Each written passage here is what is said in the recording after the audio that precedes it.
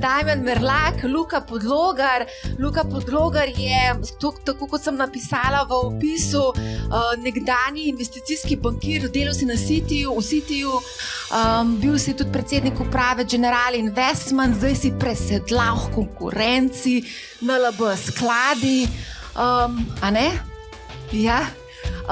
In z nami tudi Andraž Brili, tudi večkrat je bil gost podcasta Money How, nepremičnine, o nepremičninah, Stručko za nepremičnine, ocenjevalec vrednosti nepremičnin in pa partner v Capital Genetics. Tako da sledi drugi del tega dogodka in sicer se bomo spraševali o investiranju, kje, kam, zakaj in koliko.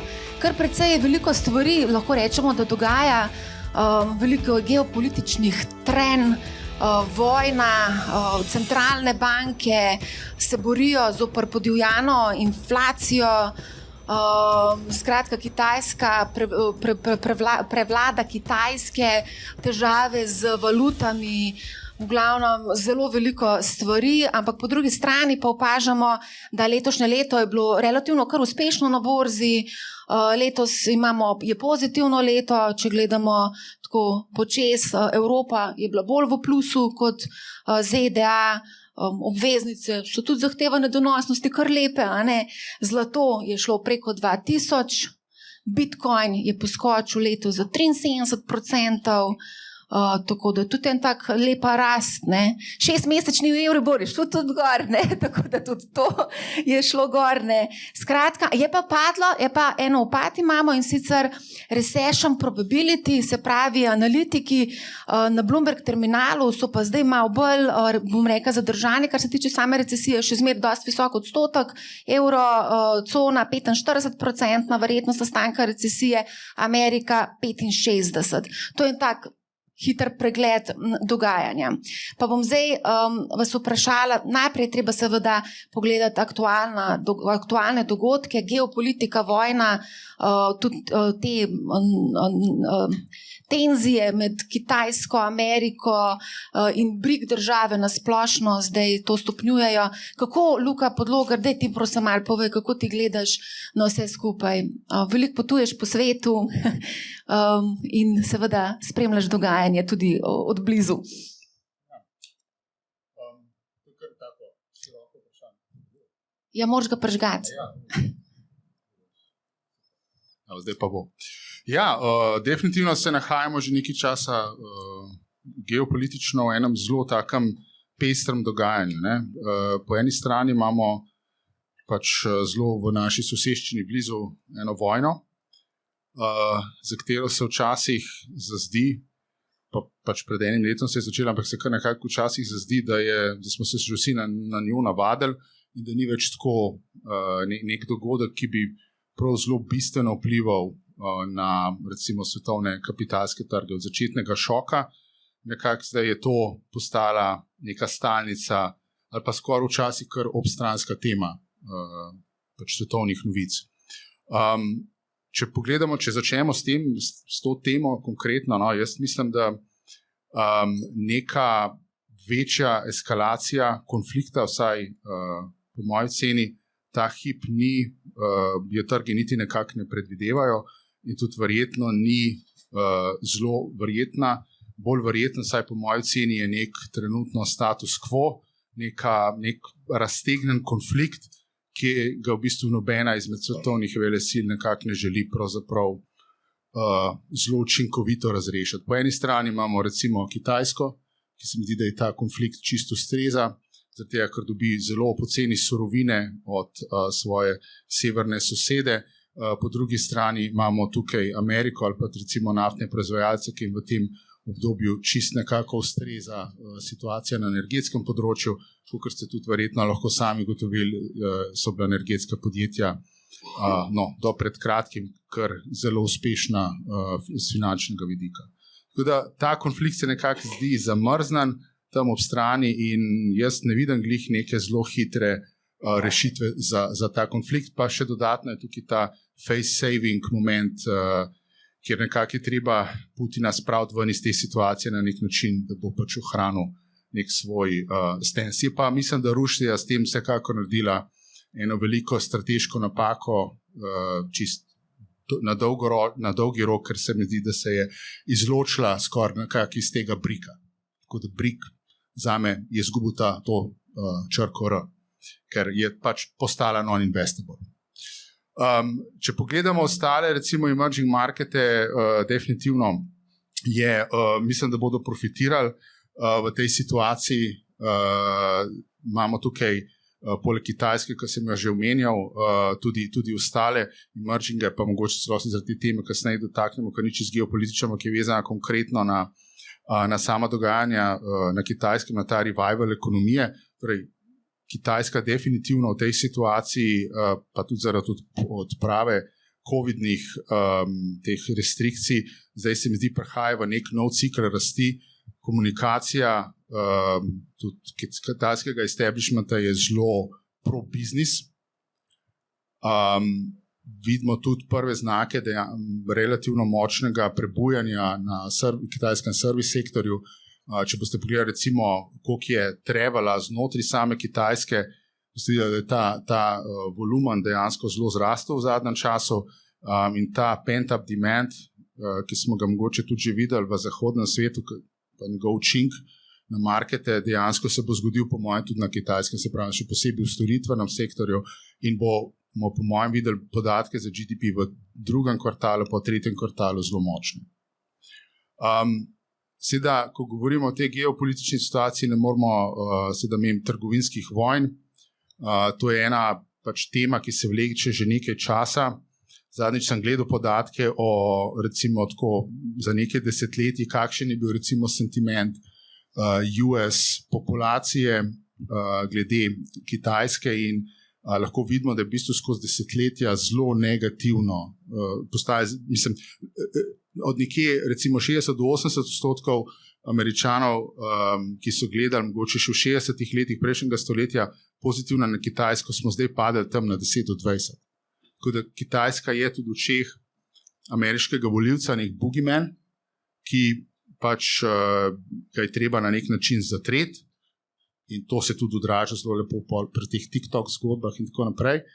Ampak definitivno jaz mislim, da pač ameriška administracija bo na nek način vzdrževala na dolgi rok ta pritisk na Kitajsko. Pa seveda ni ta US volivc edini, ki je pač razlog za ta pritisk. Seveda so razlogi drugje, predvsem na področju čipov, bi jaz rekel, kjer se dogaja pač ena gigantska vojna na svetovnem nivoju. Ta hip se mi zdi pravzaprav, da nekako Amerika skupaj za to zahodno alianso na področju čipov v bistvu je v prednosti in tudi zgleda, da je pač precej v boljši poziciji in da tukaj bo Kitajsko kar precej prizadela, razen seveda, če se ne bo začela dogajati zgodba okrog Tajvana, ki pa je pač, bom rekel, kakšen hujši konflikt tukaj, po mojem, ni prajsan v trenutna vrednotenja. In to tudi bi bil precej Six Sigma event, ki ga jaz nekako ne bi vzel kot nek osnovni scenarij.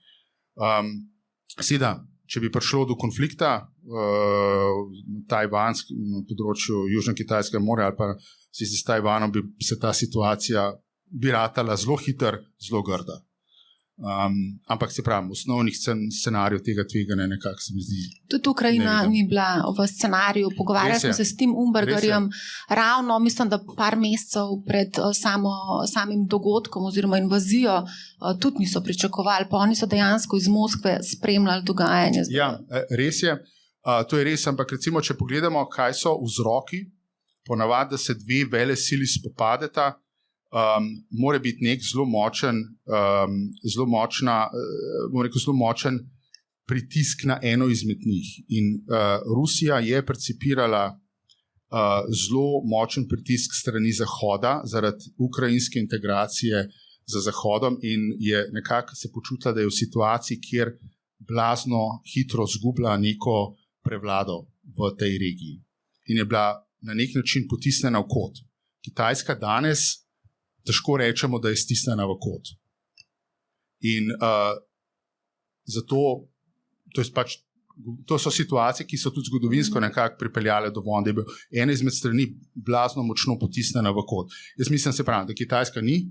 Kitajska ima še zmeraj izjemno močen interni trg, ima zelo napredno tehnologijo in pač poskuša z različnimi svojimi pristopi tukaj počas pridati z nekim zelo dolgoročnim vidikom do recimo neke prevlade. Tukaj zelo veliko vidimo, kaj se dogaja na področju juana kot neke valute, recimo, ki jo Kitajci želijo plasirati in recimo v mednarodnih trgovinskih tokovih probavajo s tem, da bi čim več tradov setlali v juanih. Ampak dejansko, če pogledamo statistične podatke, maksimum tradov v juanih je bil leta 2015-2016, kjer je bilo 3,2% svetovne trgovine v juanih. Danes je malce na 2% svetovne trgovine v juanih, je pa res, da zadnje 3 leta smo videli dvig iz 1,2 na 2,3. Skratka se je skoraj podvojila dejansko ta številka. Pak še zmeri ta odstotek je zelo nizek in mislim, da bo trajal zelo dolgo časa, preden bomo prišli v neko situacijo, kjer bo Kitajska uspela plasirati juan kot nek nov reserve currency. Razloga tukaj je več, predvsem po mojem ta, da imamo v juanih zelo malo tudi finančnih inštrumentov. Mi nimamo enega bond marketa ali pa enega marketa zakladnih menic z ogromno globino, tako kot je recimo ameriški ali pa kot je recimo evropski ali pa tudi pravzaprav japonski, ki bi omogočil, da bi dejansko centralne banke držale inštrumente v juanih. Tega preprosto nikar ne more držati spod keša. Mogoče sam tukaj gospod profesor Mojmir Mrak ravno v epizodi je povedal, da on vidi scenarij, da se bosta formirala 2 tabora, se pravi tisti, ki podpirajo dolar in tisti, ki podpirajo juan. In da boš v poziciji, ki boš mogel izbrati. Recimo naš finančni minister, ne vem, če veste, je rekel, da bo Slovenija izdala obveznice na kitajskem in na japonskem, samorajske obveznice, ne? To je tudi ena taka zanimiv način razmišljanja, se pravi, želijo razpršiti, tako da obstaja tudi ta scenarij. Ne? Ja, sigurno obstaja, sam po mojem, ne glede na to, da je bilo zelo veliko hajpa na to temo, jaz mislim, da ta proces, če se sigurno imajo Kitajci interes, da se začne dogajati, ampak bo blazno dolgoročen, zato ker mora razviti najprej svoj finančni trg, da bo dejansko lahko več teh inštrumentov, ki jih pač centralne banke držijo kot pač rezerve, da dejansko jih boš lahko sploh čisto tehnično držal. Naslednje leto so volitve v Ameriki. A tukaj bo pomembno vplivalo na trge? Ponavadi zelo pozorno spremljamo, kaj se dogaja 1 leto pred, 1 leto po volitvah. Ja, ampak spet, če govorimo glede samih odnosov s Kitajsko, tukaj mislim, da sta obedve stranki pravzaprav čist poravnani, torej imata obedve bi rade Kitajsko stisnile, v bistvu odnosi s Kitajsko so se začeli slabšati v času Trumpove administracije in ta pritisk v bistvu se je samo še nadaljeval pa poglobil v času Bidenove administracije. Tako da jaz mislim, da nas z tega področja pravzaprav ne bo kakšne hude spremembe v ameriškem pristopu. Mislim, da bomo sigurno naslednje 2 do 3 leta tukaj na tem področju imeli nek status quo, ampak ta decoupling ker obedve ekonomiji sta danes izjemno povezani, ampak ta decoupling, te pritiski dolgoročni se bodo pa sigurno nadaljevali. Kitajska se poskuša odlepati stran od Amerike, poskuša vedno več recimo tudi na področju kmetijstva, se vezati na določene druge emerging markete, na Brazilijo, Argentino, ki mislim, da boste iz tega profitirale, razvija na področju tehnologije svoje pač šampione. Ja, in jaz mislim, da pač ta decoupling na dolgi rok se bo nadaljeval in bomo videli na koncu, kaj bo pač nek outcome. Prav super te trendi niso, tako čist na dolgi rok. Damjan, ti precej investiraš, a si ti pozoren na to dogajanje s Kitajsko, oziroma ali ti je relevantno informacija, da bo naslednje leto volitve, da obstaja možnost, da tudi Trump v bistvu te volitve tudi dobi? Mislim, dogajanje s Kitajsko je iz mojega vidika se ne dogaja zdaj nič tako posebno novega, kot se odvija že nekaj let. Volitve so pa mislim, da še predaleč, da bi zdaj nekdo, ki je okej. Nekdo, ki dolgoročno investira, to za nitak ne igra vloge. Nekdo, ki pa investira na nek tak swing trading, kot ga jaz delam, pa je pa to še nekako predaleč. Tako da se bo po mojem bistveno kakšna druga stvar lahko zgodila, ki bo premaknila stvari, še preden pride do volitev. Se pravi, ti si rekel, da zdaj, v kaj investiraš trenutno? Večinoma se držim ameriških delnic in to čisto splošno S&P indeksa. Se pravi, brez posameznih delnic trenutno, ker ne vidim smisla trenutno v nekem stock pickingu. Kaj pa obveznice? To ti je interesantno, vem, da si... Sem, ja, ampak trenutno ne. Trenutno nimam. Ko smo imeli zadnji ta event, sem povedal, da v bistvu prodajam put opcije na ta TLT ETF in ta stvar se je dosti dobro išla, ampak zdaj nimam več teh pozicij. Se pravi, ker so obrestne mere itak zdaj v tem obdobju od zadnjega manihao do danes so obrestne mere dosegle nek high in zdaj v bistvu kar se lahko zgodi je, da padajo ali pa grejo še malo gor. Zdaj nekega drastičnega dviga v Ameriki jaz ne pričakujem od teh 5% naprej. Za ECB so še napovedani 3 dvigi po 25 bazičnih točk. Ampak ECB je še bistveno niže. Ja, seveda. To je eno leto zadnji za Ameriko že. Je nižje, ja. Se pravi, inflacija smo jo ukrotili na evroobmočju, medtem ko regionalno še ne. Na evroobmočju jaz mislim, da nismo ukrotili inflacije. Sam če primerjaš v bistvu Evropo pa Ameriko, Evropa ima v bistvu obrestna mera, če jo z ameriško target obrestna mera primerjaš 1,2, se pravi 120 pik nižjo, medtem ko inflacija, ta core inflacija, ta zoprna inflacija, persistentna je dejansko 100 bazičnih točk višja. Tukaj ima Evropa še kar velike poti za prehodati, da bo dejansko inflacijo uspelo umiriti. V Ameriki smo pa, zdaj konsens je nekje blizu na vrhu ali blizu vrha. Zdaj, a bomo videli še kakšen dvig, je vprašanje predvsem od tega, po mojem, kako bo ameriška centralna banka gledala na podatke, ki jih vidi iz ekonomije. Če se bo fokusirala, po mojem, izključno na podatek o inflaciji, jaz mislim, da obstaja kar močno tveganje, da zadeva overshoota. Se pravi, da overshoota z obrestno mero in pahne in poveča, bom rekel, verjetnost recesije. Če bo gledala, pa upoštevala tudi podatke, ker inflacija namreč je dosti lagging indikator, in recimo učinki centralno-bančne politike se čutijo tam za 6 do celo 30 mesečno zamudo.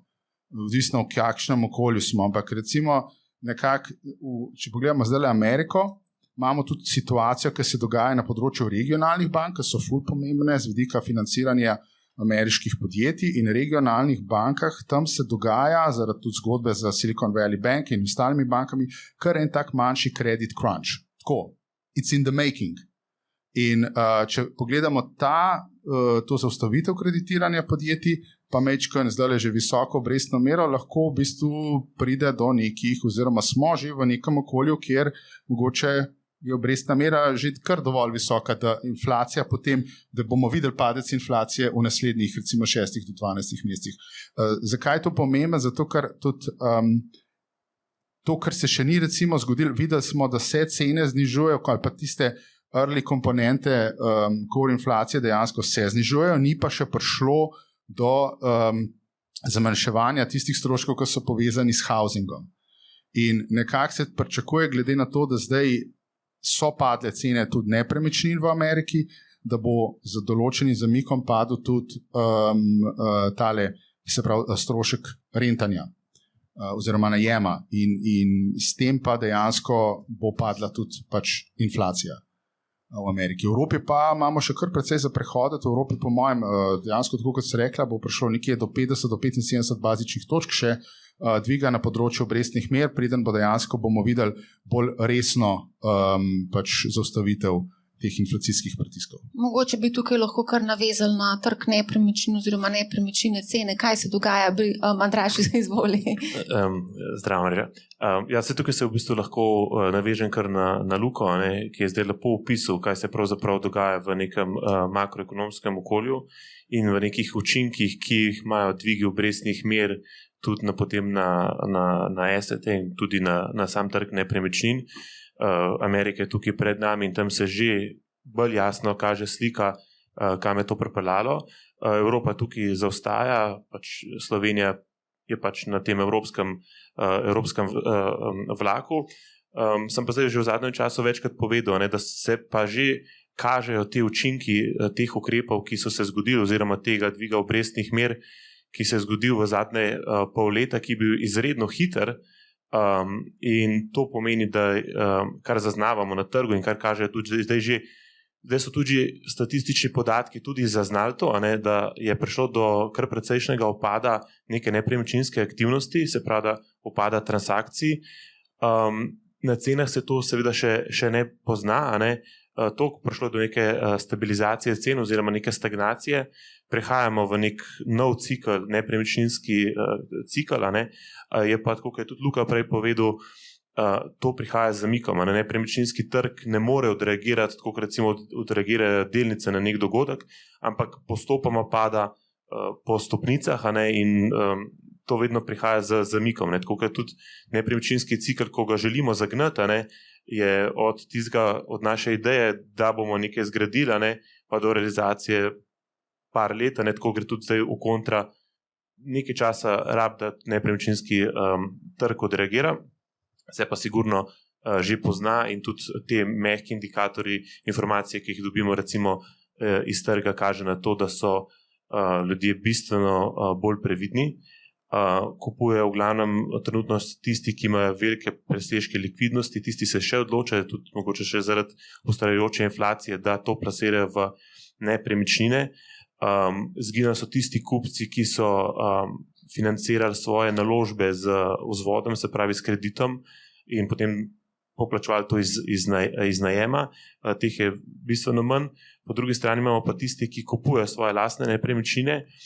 Je pa prišlo do velikega razkoraka med pričakovanji prodajalcev, ki so še vedno vztrajajo na nivojih, kjer so bili jih navajeni. Po drugi strani imamo pa posamezniki, ki so pa bistveno manj kreditno sposobni in lahko v bistvu manj kupijo za svoj denar. In tukaj je ta razkorak, kjer še noben ni popustil, in dokler se ne bo prišel nek pritisk od ozadja, da se bo začela povečevati sama zaloga stanovanj, se bo zelo težko kaj premaknili.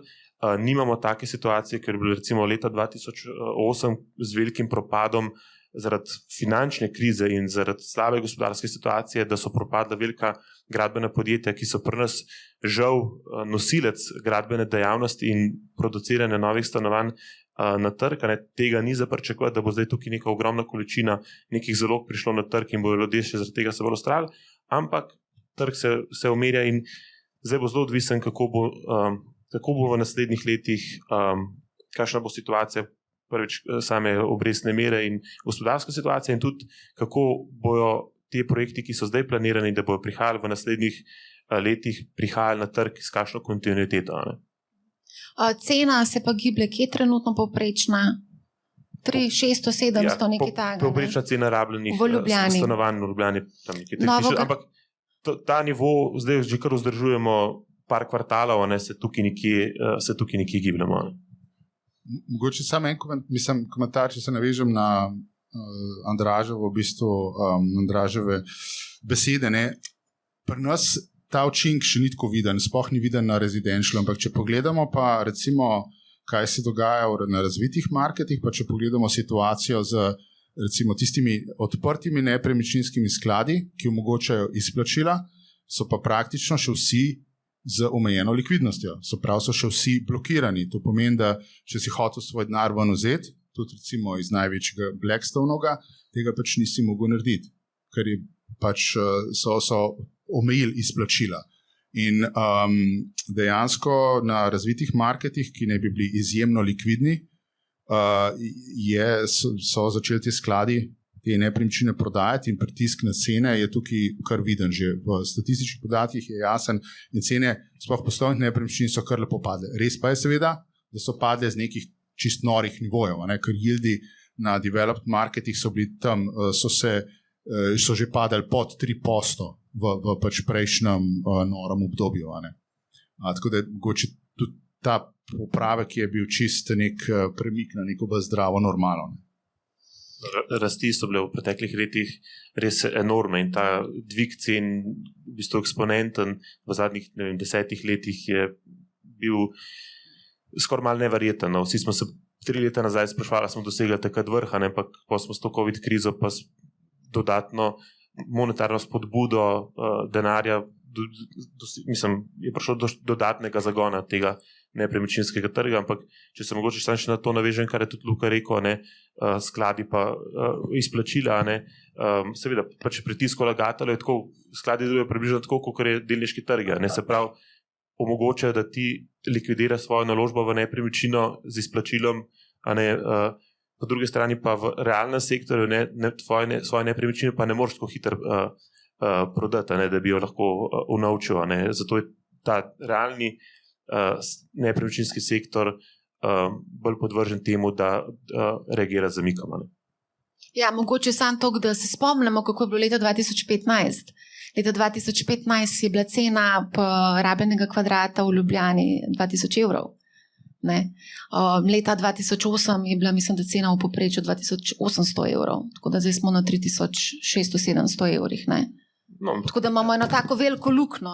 Po finančno-gospodarski krizi je šele po 7 letih prišlo do v bistvu konkretne korekcije na nepremičninskem trgu. Kaj to pomeni? Če zdaj pride do neke orang korekcije oziroma recesije, a bomo šele čez 7 let lahko videli recimo 30% nižje cene? To je v bistvu hipotetično vprašanje. Dober pokazatelj slovenskega nelikvidnega nepremičninskega trga. Ker če pogledamo, pri nas je ta luknja trajala praktično od leta je prišla z zamikom, po finančni krizi, se je okrog 2010 začel to resno premikati navzdol in je to pa trajalo kar dolg časa, v primerjavi z neko Nemčijo, kjer je bil ta luknja v bistvu bistveno krajša in je ta trg prej pospešil. To kaže pač na bolj razviti trg z večjo likvidnostjo, in tudi prej bojo razviti trgi odreagirali, ne samo kot skladi, ampak tudi v realnosti, v realnih nepremičninah, prej bojo razviti trgi reagirali, pa se bo kakšen padec poznal, kar se tudi že pozna, kakor recimo slovenski nepremičninski trg. Mlade zanima nakup stanovanja v Sloveniji, verjetno, tako da zato sprašujem, ker pač imajo številni kar precej težav s kreditno sposobnostjo zaradi vse višje minimalne plače, ta kar raste tudi Euribor je zrastel kar precej, se pravi strošek financiranja in vse skupaj cene dobro stagnirajo na relativno visokih nivojih, na 3700 evrov, to je kar precej, tako da ni najbolj udobno okolje za številne mlade, ki se želijo v bistvu osamosvojiti. Jaz sem v bistvu vesel, da nepremičnine danes recimo na današnjem dogodku niso bile osrednja tema, pa da smo se pogovarjali bolj o tehnoloških podjetjih, pa o umetni inteligenci, pa o ChatGPT-ju, pa o kapitalskih trgih, pa o venture capitalu, ne toliko v samih nepremičninah. Malo me žalosti, da je v bistvu v državi zadnjih 14 dni spet glavna tema nepremičnine. Zelo veliko se v bistvu vsa politična srednja in tudi nek gospodarski vrh ukvarja z nepremičninami. Res je, da vsi nekako hočejo vzpodbuditi ta nepremičninski trg, predvsem najemni trg, predvsem želijo narediti, da bi nekako država intervenirala in pomagala nepremičninskemu trgu, da bi postal bolj likviden oziroma da bi se nekako stabiliziral, da bi prišlo več ponudbe tako na prodajnem trgu, kot predvsem na najemniškem trgu, ki je kompletno zamudil nek vlak razvoja v primerjavi z Evropo in z svetom v zadnjih 20 letih, se praktično ni nič naredili na našem najemniškem nepremičninskem trgu in zato imamo take anomalije, kot so danes dogajajo v Ljubljani, da enostavno ne moreš dobiti nekega stabilnega najemniškega trga, stabilnega okolja, v katerem bi kot posameznik najemal to stanovanje in po drugi strani izredno visoke najemnine za najmanjša možna stanovanja. Kaj se je točno zgodilo z najemninami, kje se trenutno vrtijo številke? 10, 12? Najemnine so v bistvu na kvadratni meter v Ljubljani blizu med 15 in 20 evrov na kvadratni meter v zadnjem obdobju. Moramo vedeti, da tudi za kakšne garsonjere se plačuje 700, 800, 900 evrov, da ne govorimo o večjih stanovanjih. Tukaj na najemniškem trgu ob zelo omejeni ponudbi najemniških stanovanj ne tekmujemo v bistvu po eni strani z kratkoročnim oddajanjem turistom, ker je premalo v bistvu turističnih kapacitet, po drugi strani tekmujemo z študenti, ker ni zagotovljenih študentskih domov, kampusov in tako naprej. Praktično ljudje oddajajo študentom stanovanje, ki je namenjeno 2 osebam, 5 študentom in s tem maksimizirajo svoje najemnine. Tako da tukaj je treba veliko narediti, da bi ta trg najemnin stabilizirala. Damjan, kako pa ti gledaš na trg nepremičnin? Tudi sam si kar precej aktiven bil. Ja, zdaj ne kupujem več nobene. Mislim, ja, pač cene, ki so bile, zdaj si rekla, da je povprečna cena kakšna? 3700. Ok, to je recimo še vedno skoraj 4000 evrov na kvadrat. Jaz to, če primerjam z Dubajem, je to tam. Mislim, pa to govorimo o rabljenih stanovanjih. A Dubaju govorimo jaz govorim o novih, ja. Novo so več. Se pravi, v Dubaju lahko kupiš stanovanje za 4000 evrov na kvadratni meter novo? Ja, na dobri lokaciji. Recimo 5000 na kvadrat, novogradnja na top lokaciji. Ne vem, zdaj je ok. A pa je lepo živeti v Dubaju? Ja, ne, to sem hotel reči. Slovenija je najlepša na svetu, a ne? Bo rekel vsak, ki je Slovenija. Ljubljana je najlepša na svetu. Slovenija to pa sploh. Sploh hotel reči, 5krat na leto pridemo v Ljubljano in vsakeč mi je žal, že ko se peljemo v Ljubljano. Za 5 sem štartal, pa še zato sem zamudil za 6. Ne vem, kaj naj rečem. Jaz ne bi kupil. Kdo rečem? Jaz bi raj mogoče malo pogledal okrog, kakšen svet, ker tudi prej, ko ste si pogovarjali o startupih in teh zadevah, jaz si mislim tako, zakaj bi se tukaj trudil in proti toku nekaj z glavo skozi zid, ne vem, kaj je hotel prebiti, če lahko greš nekam, kjer te tok poriva v bistvu v pravo smer. Pa ne pravim, da je to Dubaj ali pa zdaj konkretno Slovenija, čeprav približno vemo, kakšen je tok v Sloveniji. Damjan je dal izjavo za Bloomberg Adrio, da je Slovenija država za povprečneže. Ja, sej to, mislim, ne vem, si redko kdo se ne bi strinjal s tem, ali ni. Pač cel sistem je tako nastavljen. Pa mogoče ni nič narobe s tem, ne? Sam ni za vsakega. V glavnem, se pravi, v Dubaju življenje ni tako lepo kot v Sloveniji, ampak stanovanja so pa bolj dostopno oziroma približno tako. No. Ja, ker je slabše. Ja. Logično, da so bolj dostopne. Veš kaj? Ker več ljudi na svetu želi živeti v Sloveniji kot v Dubaju, ker je boljše. A to stanovanje oziroma stanovanje, ki ga imaš v Dubaju, rekel si na zadnje, ko smo se pogovarjali, da je cena kar precej narasla? A to si že kaj razmišljal, da bi mogoče prodal, se mogoče preselil v kakšno drugo davčno oazo? Imel sem ponudbe, ampak problem je to, ker nekaj prodaš, potem moraš imeti neko alternativo. Kaj pa potem? Jaz se to te sprašujem. Če si mogoče študiral v kakšni drugi davčni oazi ali pa drugi destinaciji. Pa se iz Dubaja je normalna. Združeni Arabski Emirati so legitimna država. Ni to davčna oaza. Davčna oaza si ljudje predstavljajo en otok, pa Palma gor raste. Mislim, ne vem. Ne, pač jaz za Dubaj verjetno ostajam. Tudi če bi v Dubaju bili normalni, tudi če bi Dubaj zdaj uvedel popolnoma isto davko kot v Sloveniji, verjetno ne bi verjetno ostal tam. Ker ni to point. Saj jaz se lahko jutri preselim nazaj v Slovenijo, pa bo moja davčna situacija popolnoma ista. Ker se nimam plača, se nimam dividend, se nimam obresti, se ničesar ne zaslužim. Od česa bi pa plačal davke, tudi če bi živel v Sloveniji, realno gledano. To ljudje v bistvu ne vejo. Sej, ljudje, ki imajo premoženje, ti jih lahko obdavčiš kolikor, ampak te ljudi nimajo plače, ne hodijo v službo, ne plačajo dohodnine. Kaj ima veze, kakšni so davki? Kako si pa potem izplačaš, oziroma kako si plačuješ hrano? Kako si kupiš sendvič? Prihranke imam. Iz prihrankov. Torej, Diamond Merlak si kupi sendvič iz prihrankov. Ja, pa sej to je, a ni logično.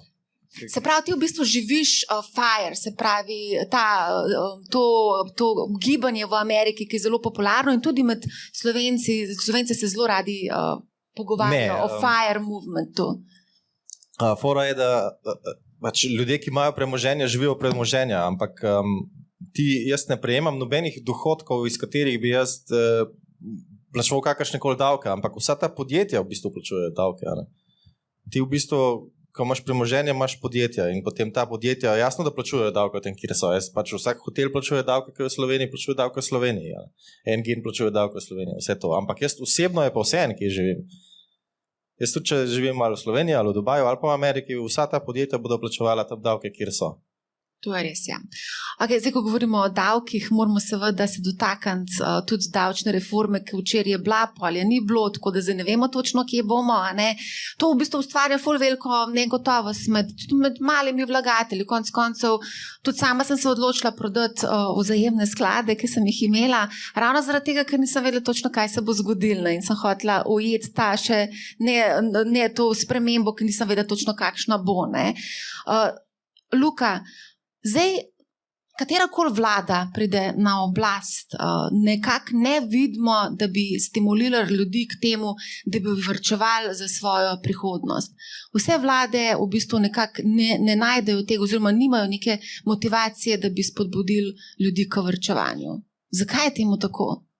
A to ne znamo kot finančna panoga predstaviti vladi ali pa vlada mogoče, ali pa mogoče sami politiki niso finančno pismeni. Mimogrede, enkrat sem poskušala narediti kviz oziroma test finančne pismenosti med poslanci.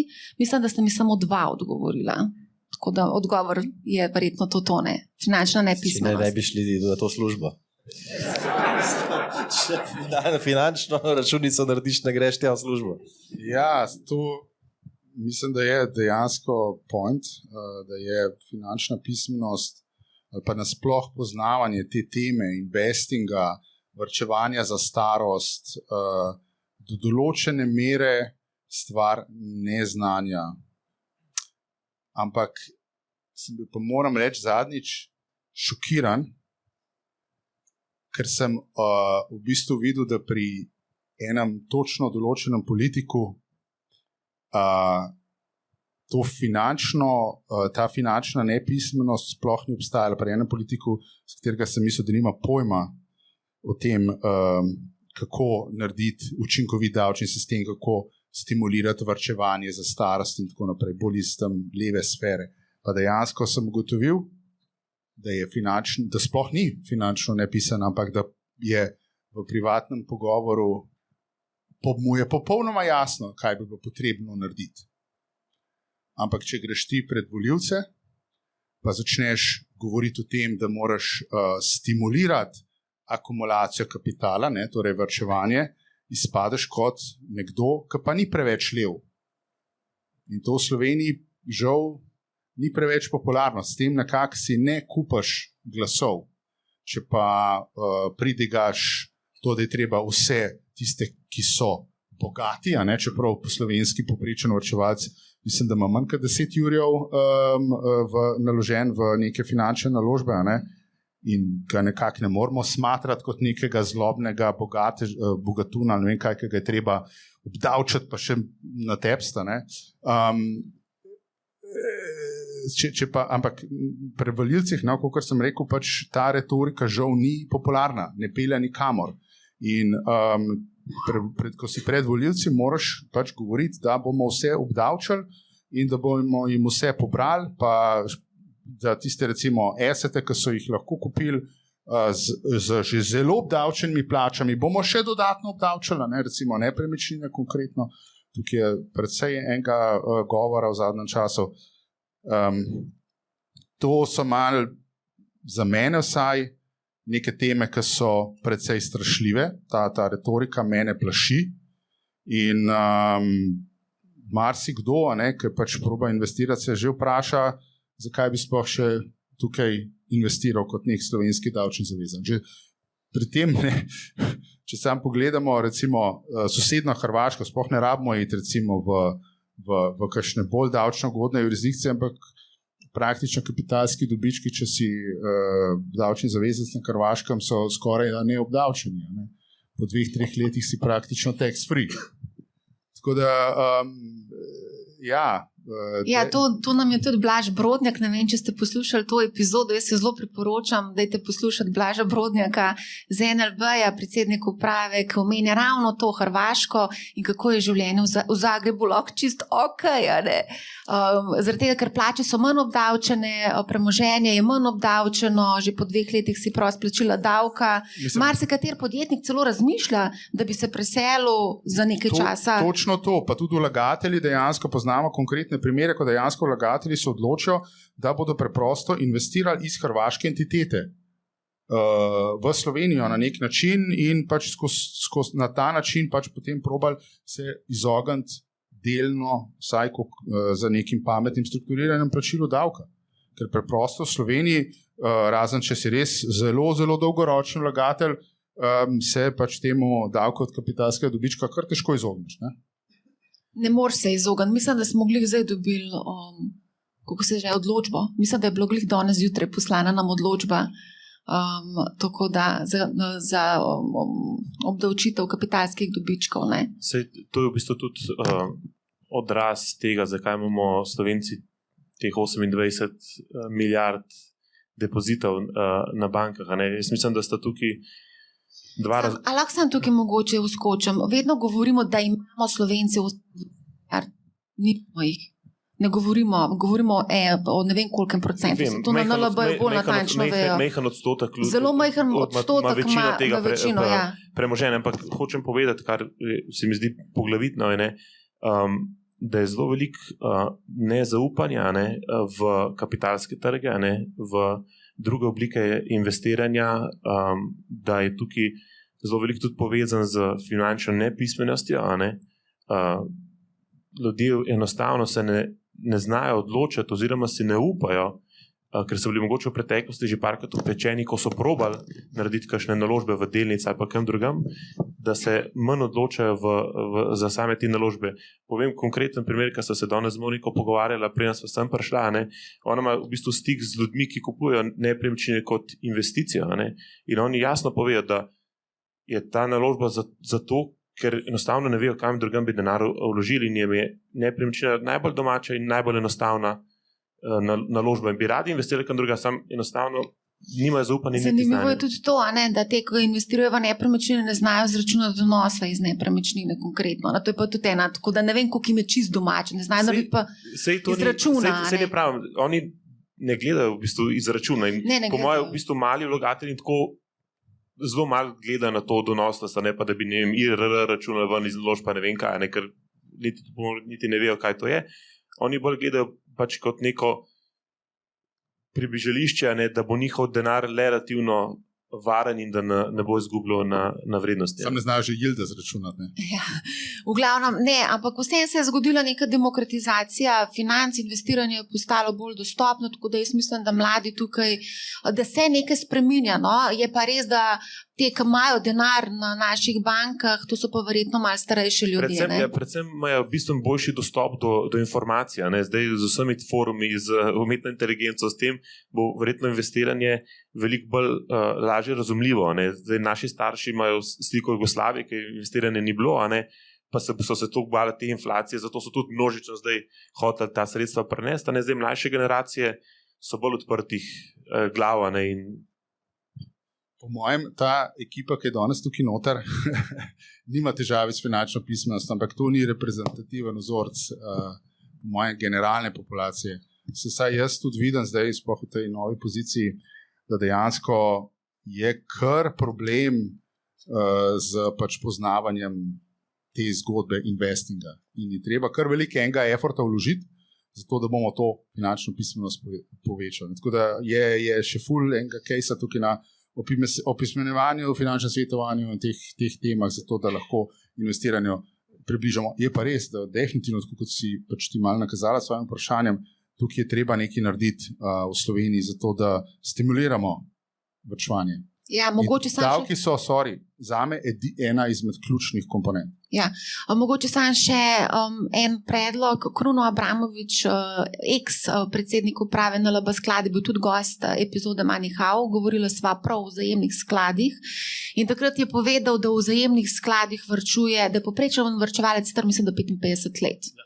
Tako da to je kar, se mi zdi, kar taka visoka starost, oziroma že prej bi mogli začeti varčevati. Je pa res, da mlajši ne investirajo v vzajemne sklade oziroma se odločajo za investicije v veliko bolj stroškovno prijazne ETF-e. Ja, res je. In tudi, recimo, če jaz spremljam zanimanjem Manihau Discord kanale. Res ne daš mu Discordu si. Ja.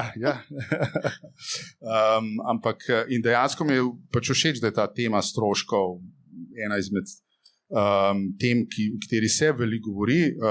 Industrija slovenskih vzajemnih skladov pač ni tako stroškovna, ali pa produkti, ki jih ponujemo, ta hip niso tako stroškovno učinkoviti, kot je investiranje preko ETF-ov, ampak treba se pa istočasno zavedati, da povprečna populacija, ki kupuje te produkte, ni sposobna odpreti računa na eTorotu, pogosto ima težave že z navadnim trgovalnim računom.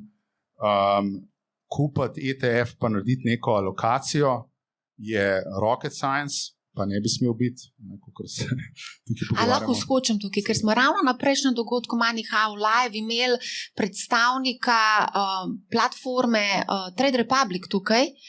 Dejansko preko Trade Republic, to je zelo user-friendly trgovalna platforma, bistveno bolj prijazna kot Interactive Brokers, narejena prav v bistvu za tiste, ki želijo, ki so v bistvu bolj amaterski vlagatelji.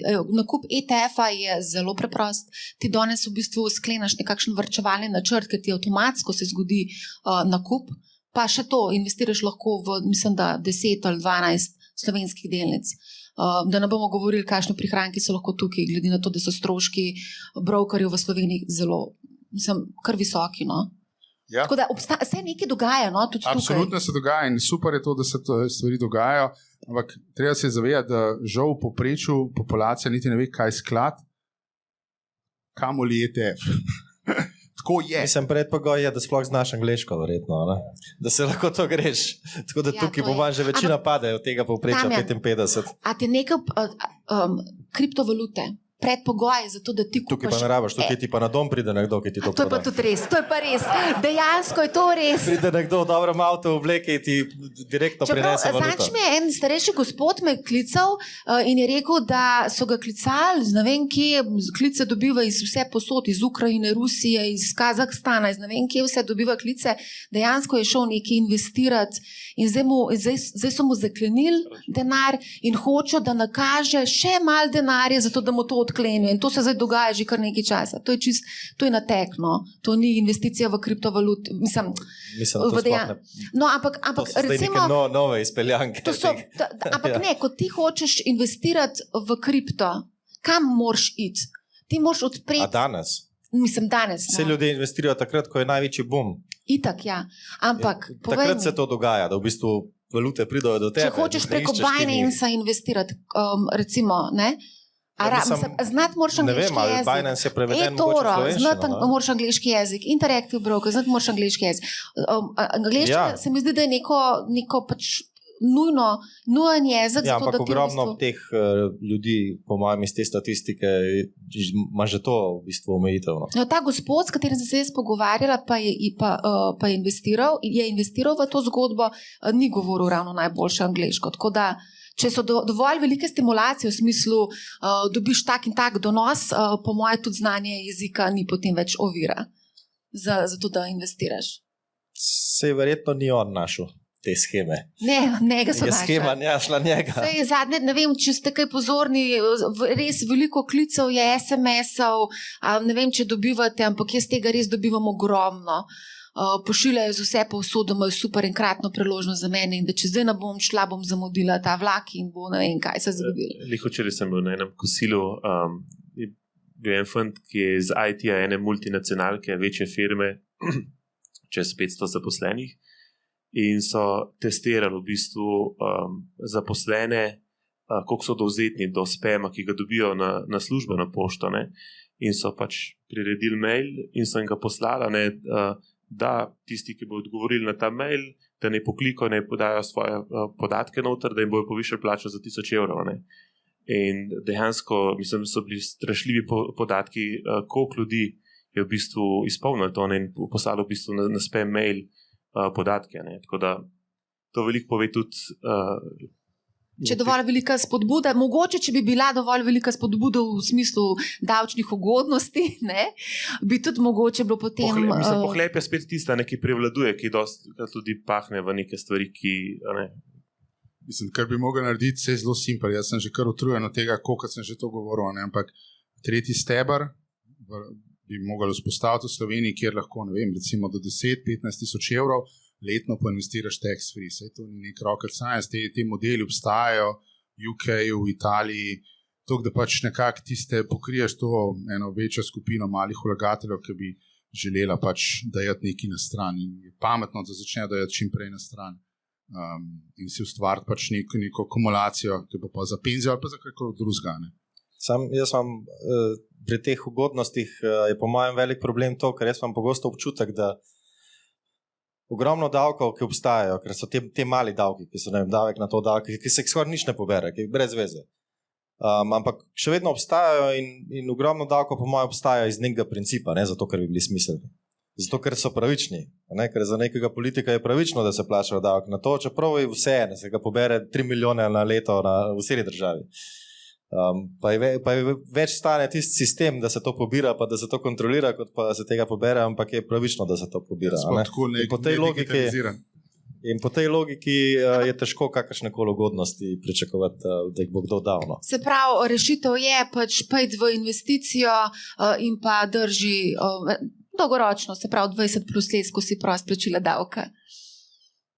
Ali aktivno...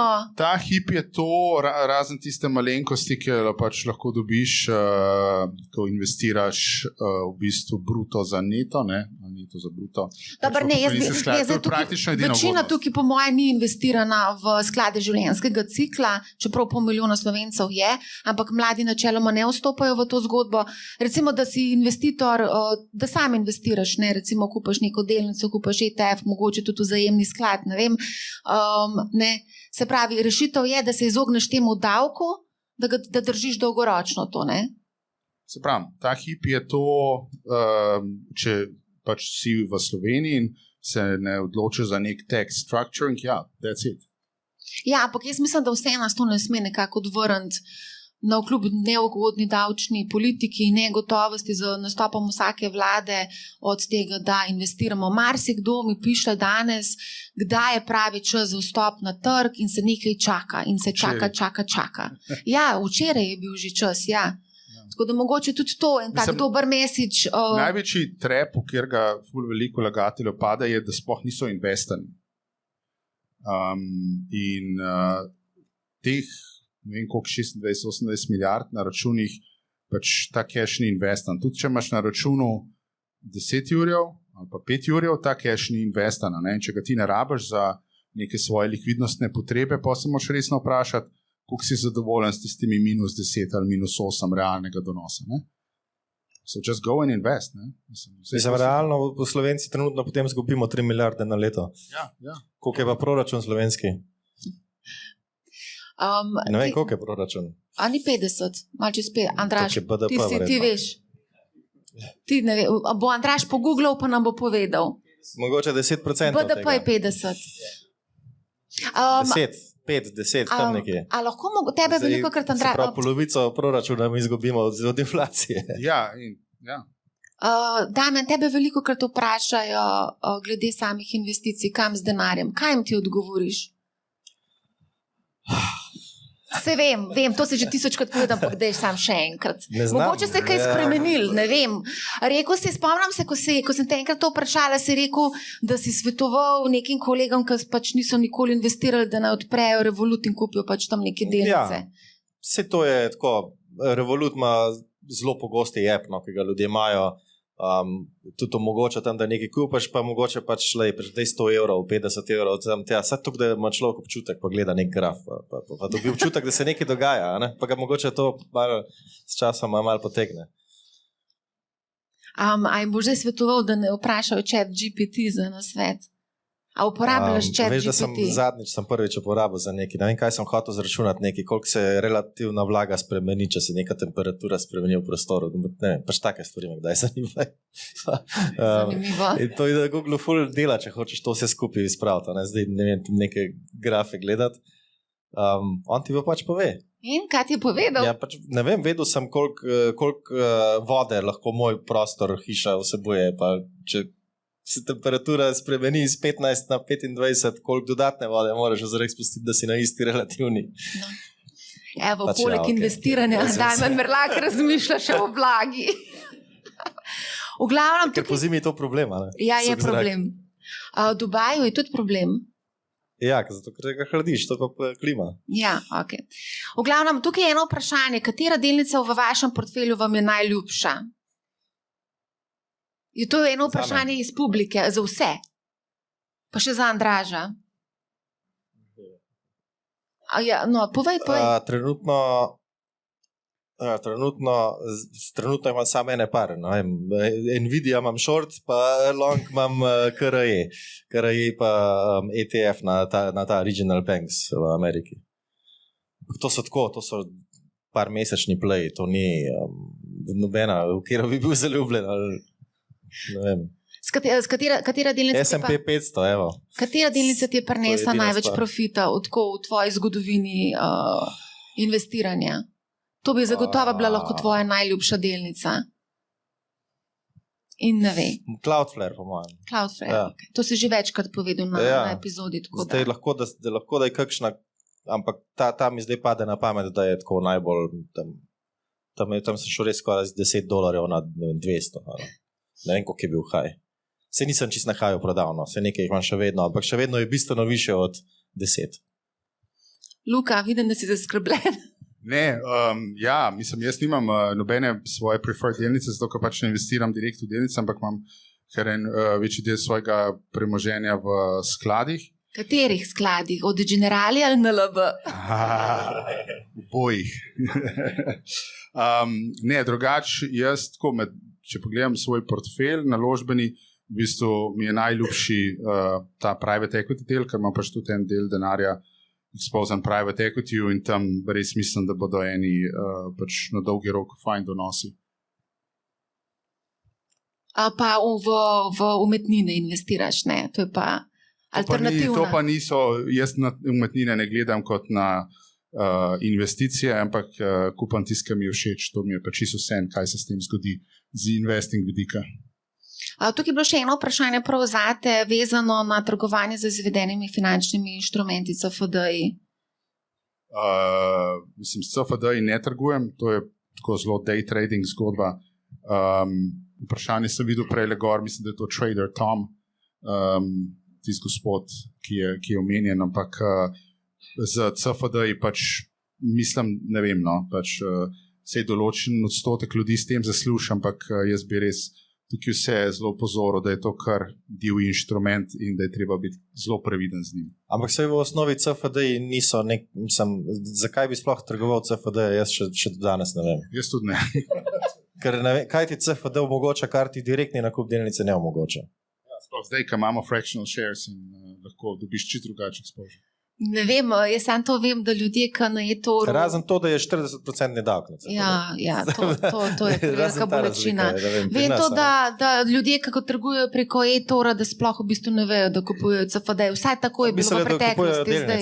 Ja, zato, ker so jih zavedali. Na Interactive Brokers mislim, da sploh ni CFD-jev. To pa ne vem, nisem nikoli gledala iskreno. Nekateri brokeri to imajo, ampak ne vem, jaz vem, da ko sem uporabljal še kaj je bil ta Saxo, tam so full pušali te CFD-je in ne vem zakaj, ker si za vsak CFD si imel tudi direktno delnico in tudi če si kupil delnico, vse je bilo identično, tvoj margin utilization, vse je bilo praktično identično. Ne? Samo na CFD-jih ti oni kradejo tiste obresti, po mojem, lahko. Ne vem, a kdo trguje s CFD-ji tukaj? Vse tiho. Daj še ti, Andraž, povej, kako ti investiraš, kje si investiraš, zaš rekel, da imaš, ne vem, 5 nepremičnin, tako kot Luka, sklade. Naučil sem se nekaj iz preteklosti, da investiram v tiste stvari, katere verjameš. Ki jih verjamem, v katere saj malo razumem, pa s katerimi se dnevno ukvarjam, pa je to mogoče kakšna naložba v nepremičnini, ki se mi zdi relativno ugodna. Imam eno srečo, da v bistvu ne rabim umetne inteligence, pa imam naravno inteligenco v firmi, ki skrbi za moj portfelj. Tako da tukaj so zdaj razne naložbe v zagonska podjetja, v lastniške deleže. Ampak še enkrat poudarjam, da tukaj jaz v bistvu zaupam Andražu in grem po tej njegovi poti kot nekemu finančnemu svetovalcu in se v bistvu tega držim. No. Je pa res, da imeli smo recimo primer, ko so prišla neka stranka k nam v pisarno, kjer so imeli velike likvidnostne presežke. Rekel sem, da so imeli recimo 2-3 milijone evrov presežka iz neke njihove osnovne dejavnosti. In pa smo se pogovarjali, kaj bi bila smiselna naložba, kam bi lahko investirala in tako naprej. In pa sta sama rekla, da sta v bistvu ta denar že poinvestirala, ker jih je bilo strah inflacije in sta šla v neke tehnološke delnice, v kar se sploh nista spoznala in takrat je polih prišlo do preloma in sta izgubila 30-40% na ta vložena sredstva. In ko smo se pogovarjali, bolj sta v bistvu prišla do spoznanja, da bo za njo veliko bolj, če bo ta denar porabila za prevzem nekega konkurenta in vložila v bistvu v posel, katerega se spoznata in da bo ta v bistvu tam lahko dosegla najvišji donos. Ja, to je v primeru, ko imaš nek kapital, ampak večina jih nima tega kapitala, se pravi, imajo ničlo, iz ničle začnejo. Mogoče tukaj še eno vprašanje je za Damjan tebe. Trenutno v ZDA prihaja do precej hudih regulativnih pritiskov na kripto, se pravi, da zdaj ne vem, če to čisto drži, da pač pritiskajo na kriptopanogo. Ali bo kripto obstal in če bo, v kakšni obliki? Ja, to je bilo za nekoga drugega, po mojem. Ne, bil še prav vprašanje za gospoda Merlaka. Ne, sem mislil, da so tvoje vprašanja. Ne. Vprašanje je, če bo obstal ali preživel, ja, to verjetno, mislim, to ali bo kripto obstal in če bo, v kakšni obliki? V obliki digitalni. Ne vem. A misliš, da bo preživel kripto? Jaz vedno vidim, da Bitcoin se mi zdi dosti robusten, tako kot tudi percepcija ljudi, da je to je pač number one valuta. In jaz tudi vidim, da obstaja, mislim, da ostaja še naprej na tem mestu. Ostalo je pa tako, razburkano morje. Zdaj, nekatere bodo odšle, nekatere se bodo še pridružile tem top nekaj. Zdaj, FTX je propadel, to je bilo kar ena taka velika drama. Bitcoin je takrat, mislim, da tudi nekaj upadel, zdaj je prebil 30,000, pol danes je bil spet malo pod 30, tako stalno nekaj dogaja. 28. Ja, 28 je bil danes, ko sem gledala. Ja, ampak vsem je letos Bitcoin pridobil 73%. Enako tudi Meta, sem to kdo te vedel, pa Nvidia je dobila 90%, letos je pridobila.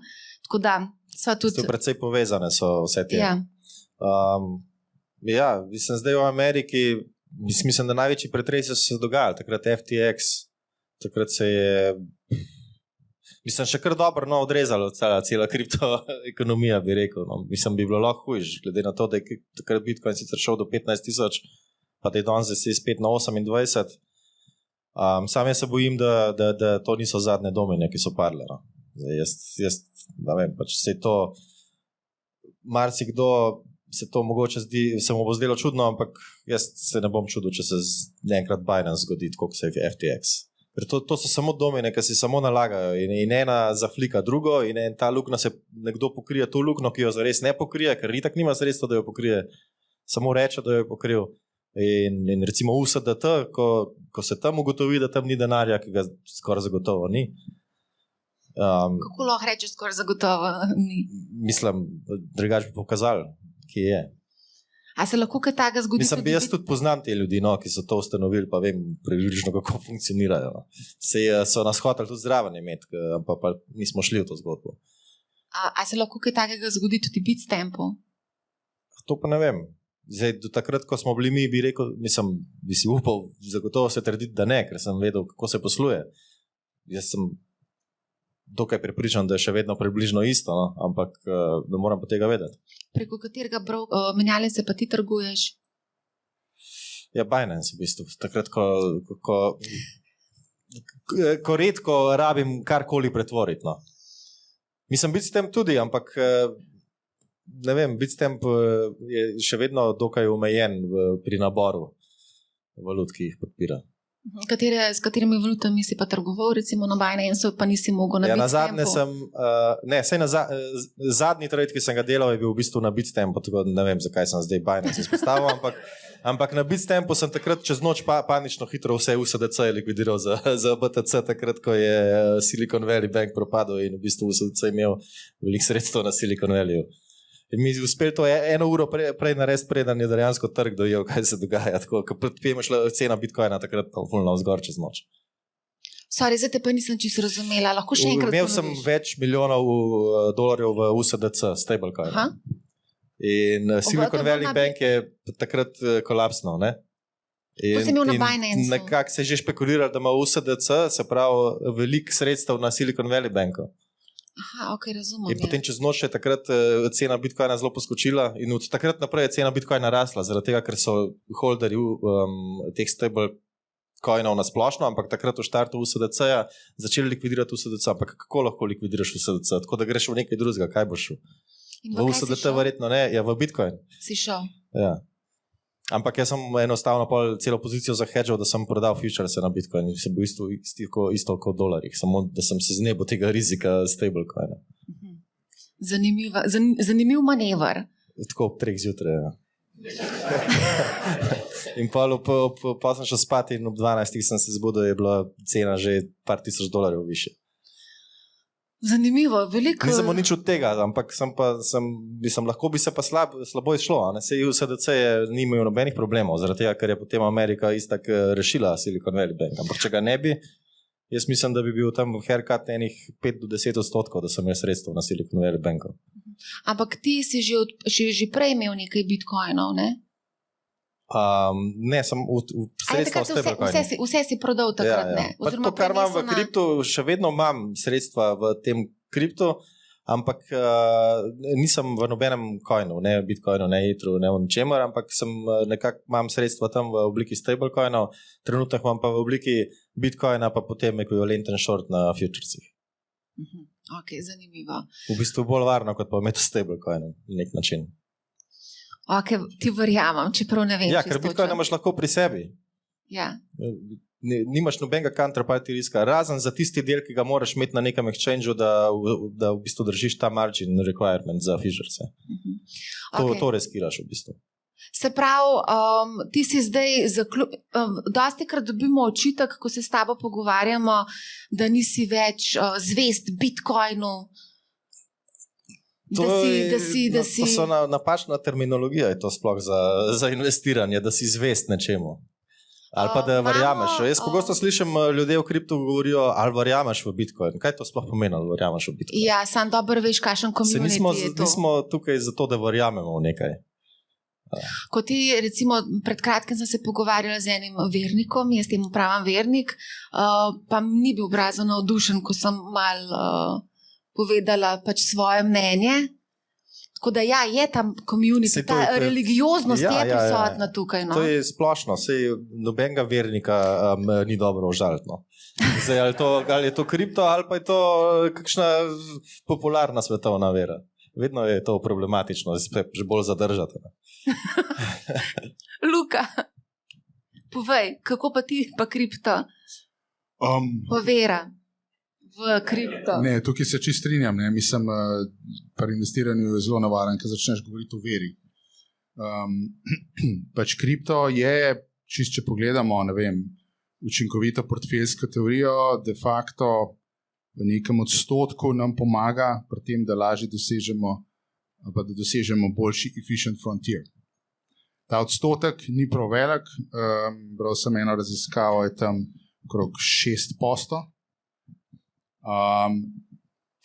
Se pravičujem, za zlato je bilo 6, za kripto je bilo, za Bitcoin je bilo 2. Tako da pač jaz mislim, da nič narobe, če pač imamo ta asset class, sploh zato, ker se mi zdi, da se lahko z njim zelo lepo tudi učimo, kako investirati na splošno, ker sama tehnologija je dosti podobna, kot recimo, če govorimo o kakšnih drugih bolj klasičnih finančnih inštrumentih, ampak res bi pač tukaj upozoril pred tem, da varujemo v neki.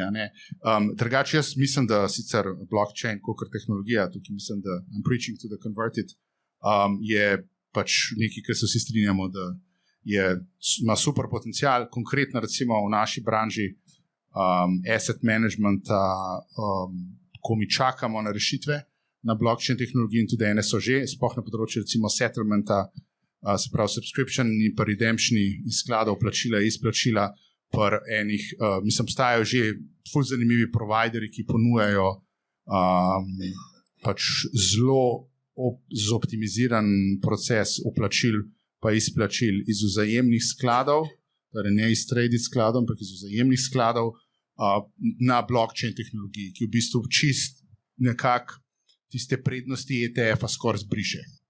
A to pomeni, da bo potem vzajemni sklad cenovno bolj ugoden? Sigurno ta trend cenovne ugodnosti se bo še nadaljeval v prihodnosti, absolutno. Tudi v Sloveniji? A bo mogel priti ta učinek tudi v Sloveniji, sigurno, ja, absolutno. Jaz mislim, da bo tudi v Sloveniji se čuti pritisk na FIE. Sej, recimo, če pogledamo, sam populacija v tej sobi verjetno želi imeti cenejše produkte, boljše kot recimo mogoče neka povprečna populacija in ta populacija seveda bo rasla in mi kot asset menedžeri smo že danes in tudi bomo tudi prihodnje pod vedno večjim pritiskom, kar se tiče upravljalskih provizij, absolutno. Zdaj Blaž Brodnjak je en tak revolucionar, on vedno ta prvi naredi neko potezo, recimo ležarine, ali bojo NLB sklade tudi naredili to potezo, da bodo recimo znižali stroške upravljanja, recimo? Okay, to ne morem ta hip komentirati, ampak se pa sigurno zavedamo tega pritiska na FIE. Mislim, že tudi, če pogledamo za neke podobne strategije, tudi pri recimo actively managed skladih so v tujini pač same upravljalske provizije niže, so pa tudi scale večja. Tam govorimo recimo, za global equity strategy so, recimo imaš sklad, ki je velik, 10-15 milijard.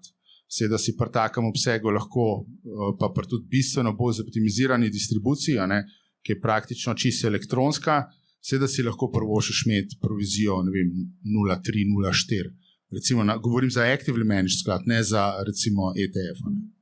Tako da ja, ampak ko bo pač tudi zavedanje vlagateljev, ko raste, ko tudi sam size industrije raste, pa tudi razvoj distribucije, ker by the way, mislim, če pogledamo, recimo, če pogledamo v zahodnem svetu južne ekonomije, Francija, Španija, Italija, pa to je načeloma razviti svet. Vse FII pri vzajemnih skladih niso kaj dosti različni od slovenskih. Isto so tako visoki. Zakaj to blokira? Distribucija. Distribucija je tisti ključ, ki dejansko pogoltne toliko velik tega. Ni, da bi bili zdaj asset menedžeri dejansko neki zlobni akumulatorji dobičkov iz enega upravljanja preprostih strategij. Distribucija je tista, ki je najdražji del celotnega stroškovnega ustroja asset menedžerja. Ampak distribucija se digitalizira. Kako? Digitalizira se distribucija. To pravim, vedno bolj, ko bo ta distribucija ratala digitalna, bolj bodo lahko FII padali. Danes, če pogledamo, da ne bomo se Slovenije dotikali, pogledajmo Španijo, pogledajmo Italijo, torej relativno bogate ekonomije. Skladi se distribuirajo še vedno tako kot v Sloveniji, večinoma preko bank. Če pa pogledamo recimo UK market ali pa pač te anglosaksonske trge, pa pač noben ne kupuje več skladov preko bank, ampak vsi kupujejo sklade digitali. In s tem procesom, seveda, ko gremo te bolj južne mediteranske ekonomije proti večji digitalizaciji, valjda bodo padali FII. Absolutno. To je zelo dobra novica. Verjamem, da marsikdo si ne želi investirati preko kakšnih tujih platform in bi si želel investirati preko mogoče vzajemnih skladov. Dostikrat dobimo ravno ta komentar v smislu, da imaš tukaj nek domač support, nekega sogovornika, ki govori tvoj jezik. Ja, to je res.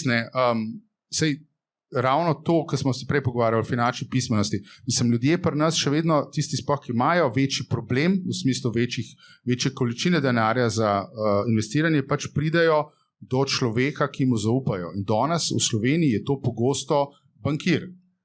In pač tam dobijo finančni nasvet. Čeprav, dostikrat pa tudi kakšen bankir da zelo slab nasvet, Ja. recimo švicarski frank, če smo lahko natančni. Tako da se tudi takole, a ne. Prav, do your Jaz own tako- due diligence. Ne, jaz tako mislim, a ne, če greš ti na eno banko, ti bo bankir ponudil točno tiste produkte, ki jih ima na policiji. To je kot, dobro, zdaj bom grdo rekel, trgovina. Če greš ti v salon, ker prodajo samo Mercedesa in boš rekel, daj mi najboljši avto, ki ga imaš in mogoče Mercedes ni najbolj primeren za tebe, kaj boš dobil? Dobil boš Mercedesa. To je fora. Ja, se strinjam s tabo. Tako da. A boš kaj dodal, Damjan? Ja, tisto, kar se jim splača. Ne? Jaz sem se pogosto srečal v tujini. V tujini je to zelo taka razširjena praksa, da ko ne vem, odpiraš kakšne bančne račune, skoraj da moraš kakšno zavarovanje skleniti. Tako jih v bistvu podkupiš, da dobiš bančni račun. Ne? Ker tam oni zaslužijo, od bančnega računa nimajo nič. Ja, Sicer ti nihče tega dejansko v faco ne reče, ne? Ampak to je nenapisano pravilo. Ja, se pogovarjaš, se vleče, pa neko brezvezno zavarovanje skleneš tam, kjer oni velike provizije jemljajo, pa se zgodi vse, tako je, ni panike. Ja, to je tudi pri nas, se mi zdi, kar praksa, se prodajajo razna življenjska zavarovanja tudi mladim osebam, ki ga ne potrebujejo. Mogoče tukaj še eno zanimivo vprašanje. Kaj so pomembni signali, ko se odločite pri izbiri delnic oziroma naložb vzajemnih skladov ETF-ov, nepremičnin? Na kaj ste pozorni? Vsi trije. To je pač vprašanje z publike. Lahko pa začnemo pri Andražu najprej. Ajde, Andraž, povej, kako ti gledaš na to? Pri investicijah v nepremičnine mislim, da je treba biti zelo pozoren prvič na pravno stanje, ne, same nepremičnine, da je to vse urejeno. Po drugi strani pa jaz vedno svetujem tistim, ki se odločajo v same nepremičnine, da omogočajo nek denarni tok, nek stabilen denarni tok, in da so sorazmerno dobro likvidne. Ne.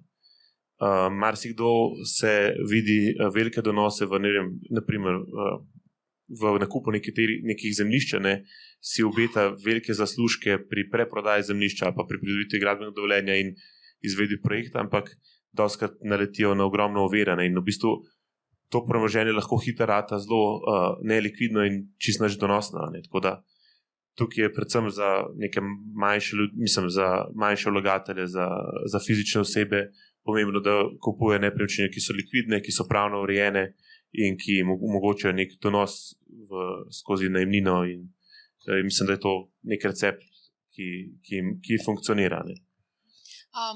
Luka, mogoče kako kupiti vzajemni sklad, kako izbrati vzajemni sklad, recimo? Ja. Kaj imaš cel kup enih vzajemnih skladov, različno razpršenih, imajo različne naložbene politike, različno tvegani. Koncu imamo tudi kar nekaj DZU-jev, kako sploh izbrati, dobro, to ne moreš ti odgovarjati. Ne, sej je vprašanje zelo na mestu, ne. Pa mogoče ga, dajmo še raj malo generalizirati, ne, sploh pustimo produkte konkretne, recimo, ampak dajmo se sploh najprej vprašati, če zdaj začenjamo vlagati, kako sploh naj svoj denar razporedimo. Ne? Je treba začeti s nekim neko sposobnostjo prevzemanja tveganj, pa nekim apetitom do prevzemanja tveganj. To je prvo vprašanje, ki ga pač moramo razrešiti. To zdaj, tukaj govorim čisto o njih investing 101. Seveda, tukaj v to zgodbo pride seveda tudi starost, časovni horizont, ki ga imamo za investing in tako naprej. In ko potem to vprašanje razrešimo, pa gremo pa na asset klase, torej kako si bom razdelil svoj portfelj. V smislu teh tradicionalnih asset klasov, se pravi delnic, equities, fixed income, se pravi obveznic, ki mogoče tudi v tem času so spet nekako nek asset klas, ki ga se dejansko splača malo pogledati, pa seveda pol vse, kar je alternativnega. V ta koš bi jaz vrgel pač nepremičnine, kripto, tudi zlato lahko, ne vem, zaradi mene tudi art in tako naprej. No in tukaj dejansko znotraj tega moramo pa pač pol najdeti, glede na to tveganje, pravo asset alokacijo. Šele pol bi jaz rekel, da gremo naprej na inštrumente. Pri inštrumentih je pa pol cel kup enih vprašanj. ne vem, se pravi, recimo, če gremo korak nazaj, recimo, če smo nek stari 25 let, imamo horizont za investiranje naslednjih 40 let, ja, verjetno bodo kot osnova portfelja equities najbolj primerna. Ne? Če imamo recimo, ne vem, 5-10 let do penzije, moramo biti bližje cashu, bomo pač dali več casha pa več fixed income v portfelj. Zelo simpel pač sestava. Ne? No in potem v tretji fazi gremo pa seveda na inštrumente. Za kjer inštrumente se bom odločil, a bom šel pa kupil vzajemne sklade, ki jih bom kupil pri enem slovenskem upravljalcu in bom zraven imel še nek servis, nekega finančnega svetovanja. Zame bo ta upravljalec tudi poštimal davke, ali pa bom pač malce bolj avanturističen, pa bom odprl nek online račun, pa bom kupil ETF-e, ki so seveda cenejši, pa se potem sam ukvarjal z davki, pa ne bom imel nekega pač finančnega svetovalca, ki me bo tukaj vodil, pa mi malo pomagal, pa me bo za rokco držal takrat, ko se bodo trgi zatresali, pa mogoče preprečil tudi kakšno neumnost. Ojoj, finančni svetovalci. Večkrat sem rekla, da ko ti greš k finančnemu svetovalcu, se mi zdi, da moraš biti ekstra finančno pismen. Ne, to se pa res ne hecam zaradi tega, ker pri nas imamo, pa mogoče tudi kakšen tukaj sedi, ampak finančni svetovalci so v bistvu prodajalci produktov, ker dobijo največ v bistvu provizij. To smo že večkrat videli. Danes proda Triglav sklade, jutri ti proda SOP recimo, ne, in to potem tako kolobarijo. Se še zelo grozen, ampak dejansko sem dobila tudi nekaj sporočil od poslušalcev, ker so povedali, da so šli k nekimi finančnimi svetovalci, ki sicer v javnosti govorijo o ETF-ih, ampak v njihovi košarci, ki so jo predlagali, te finančni svetovalci so bili pa recimo vzajemni skladi. Sam pač povem, ne, da pač... To je, pa ni to samo v Sloveniji, ne, mislim, da ne bo pomote, ne. Tudi UK regulator je ravno, recimo, ne vem, par let nazaj, sem videl case, ko dejansko so kaznovali finančne svetovalce, velike družbe, ki se ukvarjajo s tako imenovanim neodvisnim finančnim svetovanjem, zaradi tega, ker so preveč agresivno porivali določene produkte. Tako da to je žal dejstvo in je tako ne samo v Sloveniji, da ne bomo mislili, da je tle nekaj tako grozen. Isto je, če greste na UK market, isto je, če greste na pač recimo ostale razvite zahodne trge. Žal tako je.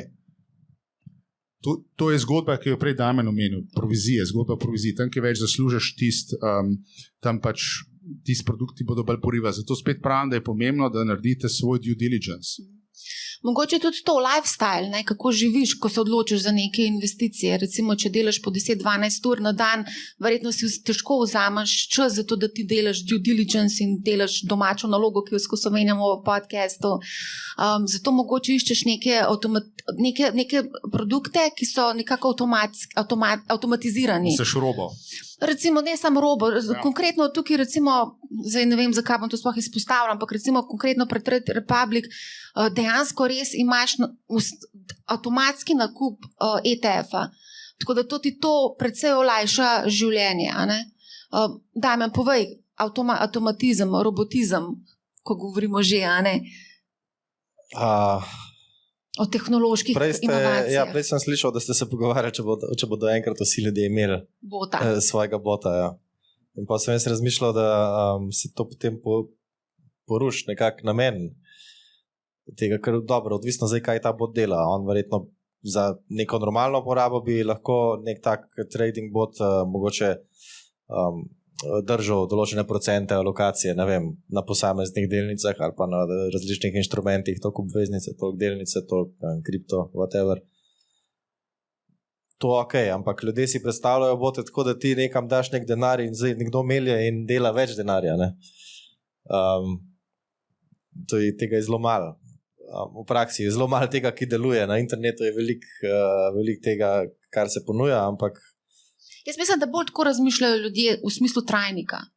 Da se pač nekaj od trga nekam naloži, pa da se potem plemeniti. čistko simpel. Dobro, to je trajnik za To ti je vzajemni kot- sklad, to- in to tudi narediš in ETF-ji, to recimo, pozabiš konkretno. lahko en del. Vzajemni skladi dejansko tako funkcionirajo in konkretno tukaj v tem primeru, ko sem omenila tudi lahko z ETF-i, vrčevalni načrt. Okay, ja. To je čisto v redu produkt, to je čisto en lep, honest produkt. Pogledaš, kakšni so stroški pri varčevalnem načrtu, z tvojega računa se odplahne, ne vem, 100 evrov, 150, 50, kolikor si pač lahko prvošeš in pač pozabiš na to in se tudi navadiš živeti brez tega denarja in tega ne pogrešaš, istočasno pa investiš. Jaz mislim, da za entry level, za to, da se naučiš vlagati, je to produkt, ki ga moraš kupiti včeraj. Ne samo, da se naučiš vlagati, jaz mislim, da je to lahko ena dober temelj. A veš? Absolutno. A veš kaj, ta avtomatizem je po mojem ful v redu zato, ker kaj ljudje vedno rečejo, ko recimo vsak kupuje nepremičnine, ne, ja vsaj izgubo ne bom tukaj, ne. Na delnicah pa lahko propade, vse izgubiš, vse gre, a ne, to je zdaj neka psiha. In največji problem, ki ga ljudje imajo pri delnicah, je to, da lahko vsak dan vidiš, koliko je neka delnica vredna. Ko pa ti kupiš nepremičnino, je ta nepremičnina lahko čez en teden bistveno manj vredna, realno, od tega, kar si ti dal. Ampak noben nima tega občutka, ker ni v časopisu ni napisana vrednost tvoje nepremičnine vsak dan. Za delnico pa je, ne? In potem ljudje vidijo, ko gre gor, so veseli, ko gre dol, so depresivni in vsak dan je potem to valovi, ne? Gor dol. Če pa ti imaš nek trajnik, pa nek avtomatizem, pa nek vzajemni sklad, pa če mogoče to na začetku gledaš, potem začneš to malo ignorirati, ne spremljaš več. In te v bistvu ta volatilnost trga ne meče več iztira lahko na dnevne ravni, tako kot marsikoga, ki mogoče to vsak dan gleda, pa ni navajen tega. No. Ja, ta v bistvu produkt ti da disciplino, da si invested, ne? Ker tako največji problem, kot sem prej omenil, ki ga imajo mali vlagatelji, da niso invested ali pa da skačajo, kakšni ne, prav, da hoče tajmati trg, kar pač dokazano po behaviorističnih financah doesn't work, ne, pač ne funkcionira ta zadeva in v bistvu, če nimaš te discipline, da si invested na long term, pa probaš neki tajmati market, se pogosto zgodi, da zamudiš in čisto po empiričnih raziskavah, sprav, mi vsi nekako imamo v glavah, da je equity market long term 7+ odstotkov nekako bo moj letni donos. Ne?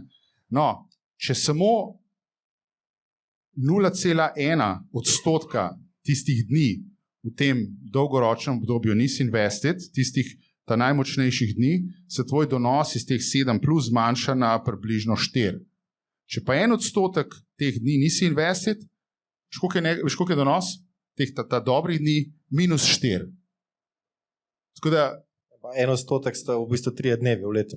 Exactly, ne? Točno to. Še manj, 2,5. Ja, tako, ne? In ti dejansko moraš biti invested, zato da ujamaš vse tiste dneve, kjer se market toliko premakne, da v bistvu ti generira večino tega donosa. Ker market, ta dolgoročni donos je generiran v nekaj teh velikih premikih in v tistih dnevih ti moraš biti na marketu. Zdaj pa mogoče sam še to, ko ti poveš 7% letni donos mlademu človeku, kakšno misliš, da je njegova reakcija? Boring. Ja, noben še ni vstal, pa še ven, leze. Ja, zato, ker to se mi zdi, ko se skupaj pogovarjamo, pa tako 7% letni donos. Ja, koliko pa to pomeni denarja na letni ravni, potem pa to preračunavaš, a samo brez veze. Take so reakcije. Ne? Ker mladi so se mogoče malo navadili na te nore donose, pa tudi izgube, čeprav v teh noče govoriti, s kriptotrga. Ne? Pa konc koncev se spomnil bikovski trend, ko je trajal, oziroma še, ne vem, še vedno trajal, kako bi sploh definiral tega medveda, ki smo ga imeli.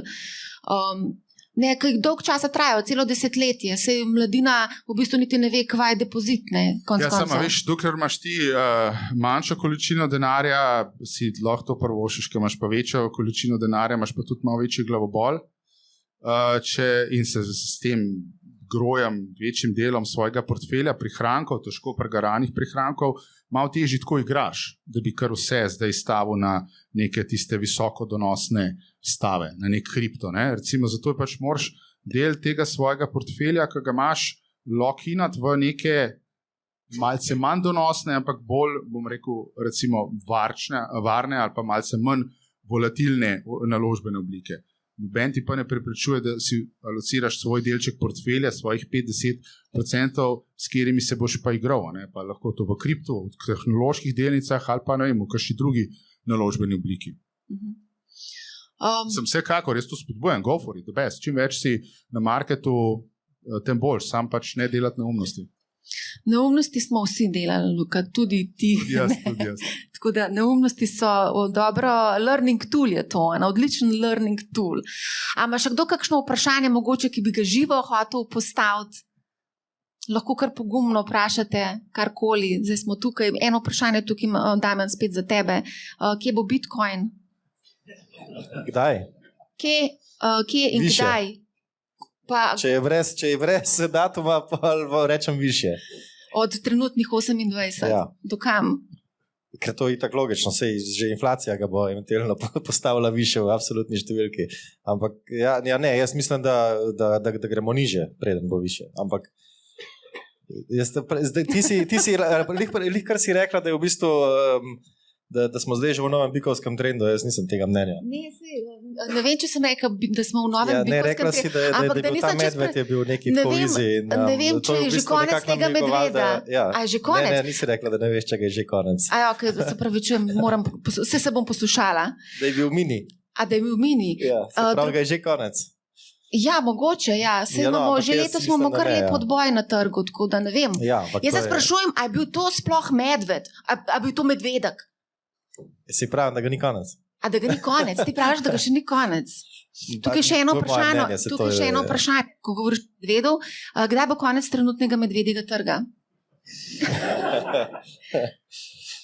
Poglej v svojo kuglo, v deževalsko. Zdaj, če tako govorimo. Čez palec, tako veste, v mega letos kolega. ne, jaz bi rekel, da letos ne.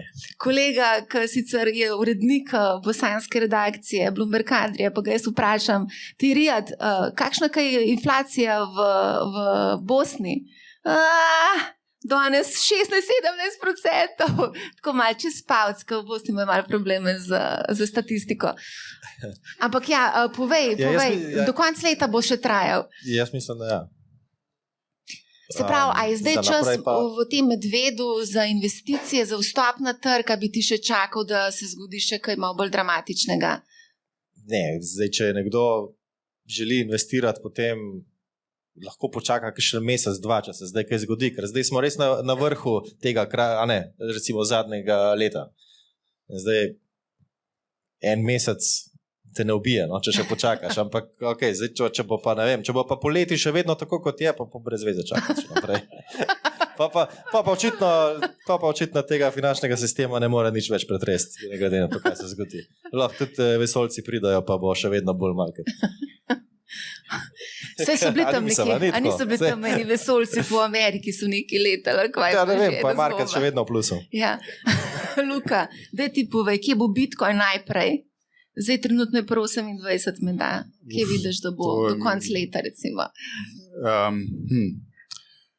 Mislim, Bitcoin se je v teh zgodbah nekako mečkan pokazal kot neko sredstvo, kamor preplašeni vlagatelji premaknejo del svojega premoženja. Ne enako kot zlato, ampak malce v to smer. Zdaj, te safe haven asseti, recimo v razmerah, ko grem korak nazaj. Se pravi, recimo, kje se zdaj nahajamo v smislu obrestnih mer. Prej sem govoril, da smo v Ameriki verjetno nekje na piku, v Evropi rabimo še mečkan, da pridemo do tega pika, ampak nekako se zdi, da na fixed income marketu recimo smo nekje dost na vrhuncu, kar se tiče yieldov, se pravi po obveznicah. In tudi, če pogledate krivuljo, se zdaj nahajamo v situaciji, ko je ta krivulja yield curve, pri obveznicah je, temu rečemo, inverted, se pravi obrnjena. Torej, tiste zelo kratkoročne donosnosti so višje od dolgoročnih v bistvu donosnosti, kar je malo v bistvu anomalija. Na finančnih trgih se pa to seveda dosti pogosto ta anomalija zgodi. No in zdaj, to pomeni, če privzamemo, da bodo yieldi zaradi tega, ker bodo obrestne mere, če smo zdaj nekje blizu pika, pol v prihodnosti padale, če prišlo do neke, recimo, milejše oblike recesije, ki se nakazuje v Ameriki, sicer še bolj kot v Evropi, potem bo oportunitetni strošek tega, da nisi investan v recimo zlato pa bitcoinu, nižji, kot pa recimo je bil pol leta nazaj. Tako da načeloma za safe haven assete to lahko pomeni mečkrat celo pozitivnega drive. Ampak prav veliko je tukaj nekega premika več pri teh tako imenovanih safe haven assetih ne vidim. Pa tudi še enkrat ne smatram bitcoina kot nek blazno močen safe haven asset, da ne bo kdo to narobe zastopil. Drugače pa nasplošno glede equity market seveda zadeve zelo težko napovedovati. Vse je odvisno od tega, kako bo izgledala ta recesija, ki se zdaj nekako obeta. Ali bo to skoraj ne recesija v smislu enega soft landinga, ali bo to mila recesija, ali bo dejansko mogoče bodo centralne banke čisto obsedene s to cifro inflacije, pa bodo dejansko zabile tisto obrestno mero bolj gor in seveda tudi zabile potem gospodarstvo bolj dol. Ker če se bo to zgodilo, potem je to sigurno negativen pritisk za equities. Če pa dejansko smo na tem, da bomo tako zelo zlahka ven izplavali, da recimo dobički ne bodo teh firm preveč trpeli, se pravi, da na earnings per share ne bomo imeli nekih preveč negativnih presenečenj. Potem se dejansko, če bomo šli spet v neko malce bolj ekspanzivno ali pa rahlo ekspanzivno monetarno politiko, v bistvu lahko je ta drive na equity rahlo pozitiven, ker se bo verjetno zgodil multiple expansion. Zdaj smo šli, če pogledate PE, nekje 20% približno dol, v lanskem letu 25, tako da neki placa tukaj na sami valuaciji je. Je pa spet vprašanje, kako se bo te igre med IPS-om pa samo diskontno obrestno mero. Ok, se pravi, ne vem, če si zakompliciral, ampak če smo dolgoročni vlagatelji. Dolgoročni, eno stvar. To, kar si povedal. Če smo dolgoročni vlagatelj, kaj je pomemben, mogoče ena zadeva, da smo pred recesijo investani v equity. To je tako, tudi če pogledamo, ena ključna determinanta dolgoročnega donosa. Tako da zdaj recesija je pred vrati, tako da je mogoče z tega vidika smiselno razmisliti o tem, da gremo zdaj noter v equity. Težko bo zadevo čisto pravilno tajmati, na kratek rok je možno tudi kaj tukaj izgubiti, ampak pomembno je, da se pol pelemo gor po krivulji. Ker tudi dno je zelo težko zadeti. Pa vrh tudi. Absolutno. Andraž, boš ti povedal še, kako bomo kupovali nepremičnine? Ja, v bistvu na nepremičninskem trgu tega medveda sploh še ni še prišel iz gozda, da bi začel lomastati okrog. Kar sam kaže to, kar smo danes že ponovili, da ima nepremičninski trg relativno velik zamik, preden se karkoli zgodi. Delniški trgi so odreagirali, padali, pa so zdaj že spet prišli nazaj, pa se zdaj čaka, kaj se bo zgodilo pravzaprav z gospodarsko sliko. In če se navežem na to, kar je tudi Luka rekel, zdaj bo vprašanje, koliko časa se bodo te visoke obrestne mere še vztrajale, a bo prišlo do recesije, koliko globoka bo, in če bo prišlo do vseh nekih teh dejavnikov, lahko pa tudi temu sledi pa nepremičninski trg z zamikom. Je res, da smo v preteklih letih imeli to veliko rast, ki je v bistvu mogoče malo prehitela gibanje bruto domačega proizvoda in tako, ker če pogledamo, je to zelo kolerira in na dolgi rok nepremičnine pridobivajo, ampak mogoče smo zdaj v zadnjih letih dobili malo preveč pospeška, pa bo to malo bolj zdaj stagniralo, je pa res pomembno, kaj se bo pravzaprav dogajalo z monetarno politiko, z gospodarstvo, rastjo in morebitno recesijo in kako globoka bo. Še kaj zapovedati, Luka, to je to. 10. Najlepša hvala za odlično debato. Hvala. Hvala.